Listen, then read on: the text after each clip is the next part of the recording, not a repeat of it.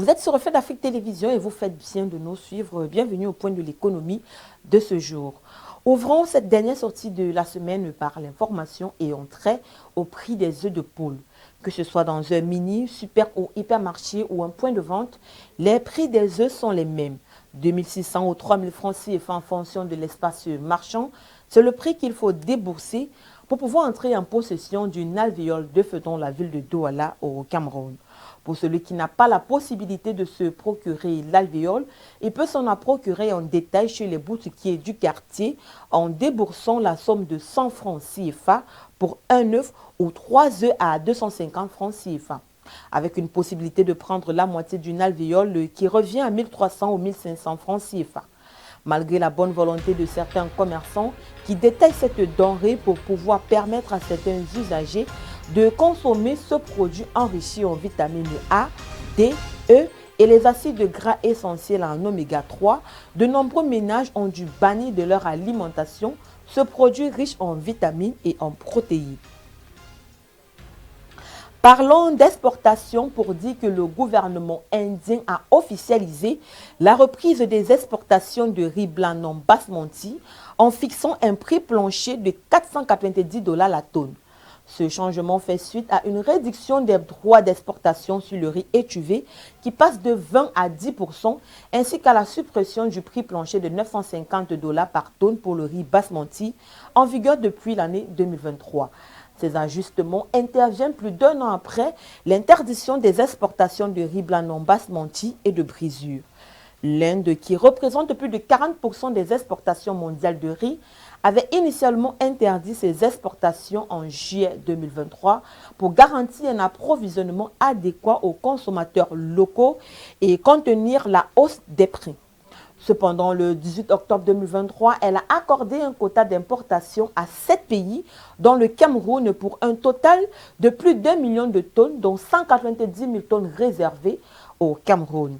Cette décision, annoncée par les autorités indiennes en septembre dernier, pourrait marquer un tournant pour le marché camerounais où le prix du riz connaît une flambée depuis plusieurs mois.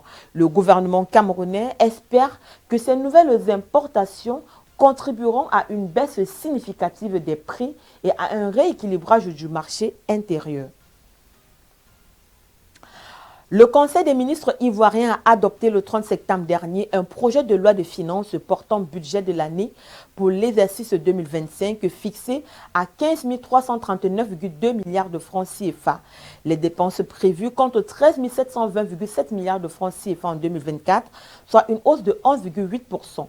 Ce budget équilibré en ressources et en charges se décline en 31 dotations et 153 programmes répartis entre les institutions et les ministères.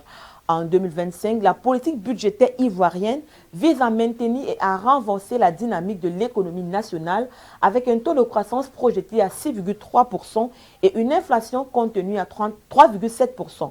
Pour atteindre ces objectifs, le gouvernement prévoit de réduire le déficit budgétaire à 3% du PIB, conformément aux normes de l'UEMOA, en intensifiant la mobilisation des recettes intérieures, en maîtrisant les dépenses de fonctionnement, en soutenant les secteurs clés de l'économie et en favorisant la réduction de la pauvreté et des inégalités.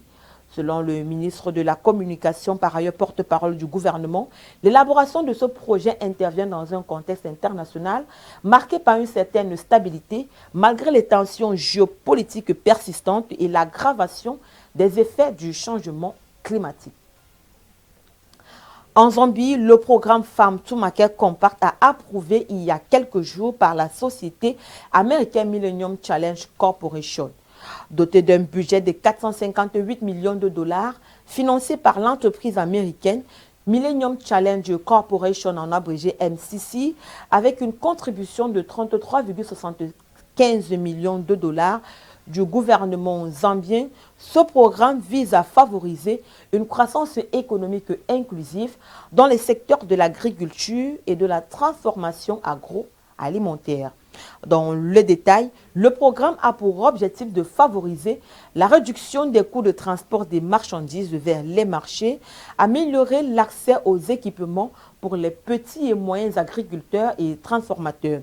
Il devrait également permettre d'augmenter le financement des projets d'infrastructures agricoles et de mener des réformes dans le secteur afin d'attirer davantage d'investissements privés selon les autorités locales. L'approbation de cet accord fait suite aux problèmes de sécheresse auxquels le pays a fait face. Ces derniers ont entraîné la destruction des cultures dans 24 des 116 districts que compte le pays. Cette situation a également conduit à une baisse de 54% de la production de maïs à seulement 1,5 million de tonnes entre 2023 et 2024, son plus bas niveau en 16 ans. Afin de permettre aux jeunes de créer leur propre emploi et d'élever leur niveau de vie, la Banque africaine de développement a annoncé qu'elle aidera l'Angola à créer une banque d'investissement et d'entrepreneuriat pour les jeunes.